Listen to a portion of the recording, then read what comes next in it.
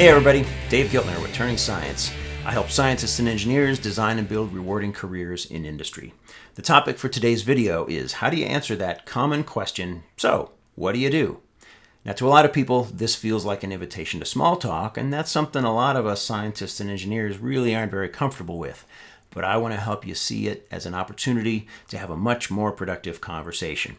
In fact, with the right answer, you can turn that question into a mini interview. Now, this is actually important for everyone you meet, not just people who you know are in your career field. You never know who might know somebody or something that could help you in your career path. So it's important to take this question seriously with everyone you meet, whether in a social setting or whether in a career setting. So how do you create this opportunity? Well, first of all, don't just answer with your job title and don't start listing qualifications. It's probably going to be kind of boring for the person you're talking to. The fact is, we scientists and engineers are trained to be very precise, very specific when working in an academic setting. But in this kind of a setting, most people are going to find it boring. What do you do instead? Say something that's really interesting about what you do. Think about why they would care about the work you do. And as I said, you can use this in any setting at all. It doesn't have to be just a setting where you expect to be meeting technical people. Use it in social settings as well. I would suggest, though, that you have a handful of different responses depending on who the people are that you're meeting and what they might be interested in. You might have one set of responses that work in a technical crowd and something a little more general to grab the attention of people in a social setting. So let me illustrate this with a specific example. And I'm going to pull from my own background as a graduate student to put the story together. So let's suppose I'm a graduate student and I'm nearing graduation and I'm starting to think about looking for a job. So I'm at a meeting where I know there will be a lot of other technical people from local companies. It's a great place to network. From the research I've done, I recognize a woman standing across on the other side of the room, and I realize she's the director of engineering at one of the local laser companies I've got my eye on. So I want to go over and I want to introduce myself. There's a couple ways that could go, and that forms the basis for my example. So for the first example, let's suppose I respond this way. So, what do you do? Well, I'm a graduate student in the physics department at the university here in town. I'm working on my PhD, and my project will measure the relativistic Doppler shift to about 1 part in 10 to the 8th. I excite a 2-photon transition in a beam of metastable neon atoms, and I measure the frequency shift as a function of the atom's speed. Okay, well, it was nice to meet you. Goodbye. So what happened in that example? I basically bored her with a list of details that she really didn't know anything about. She designs laser systems for a living. That's what her team does. I didn't say something that grabbed her attention and made her interested in the work that I do. So in the second example, I'll show you a much better way to do it. I'm going to say something that grabs her attention. Now, when I was in graduate school, I didn't have this advice to help me out, so I never did this well answering this question. But if I had seen this advice in this video and I knew how to answer this question, this is how I would have done it. So, what do you do? Well, I'm a laser systems expert. I take single frequency tunable lasers that we buy from Coherent and I push them well beyond the performance limits. I make them much better than they were when we first pulled them out of the box and set them up. This is necessary to do the cutting edge research that we do in our lab. Really?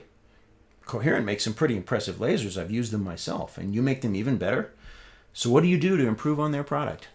So you can see in the second example, by giving the right response, I turned this common question into a mini interview. All of a sudden, she's asking me more detailed questions about what I do. Instead of giving her a job title, or instead of describing my experiment in real detail, I thought of something that might grab her attention, and now she sees me as an interesting person to talk to. So I want to tell you about a recent experience that really drove home to me just how powerful this is. I was speaking at Johns Hopkins University, and most of the students were biomedical engineers. I was having lunch with them afterwards and talking to a couple of the students, as I often do. And I was speaking to one particular guy, and I asked him, so, what do you do? I like to use that question a lot and see how the students respond and try and coach them on better ways to do it. So his answer back to me, he started by saying, well, I'm in epidemiology. And pretty quickly he lost me with a lot of discussion of what he was doing that I didn't understand. I grabbed a few words, I heard stem cells, and I thought, oh, I know what that is. And he said something about a cardiac electrical response, and I thought, oh, okay, I know what that is, but I really couldn't follow where he was going. I just didn't know enough about the technology. So I kept asking questions, trying to get at the core of why he was doing this.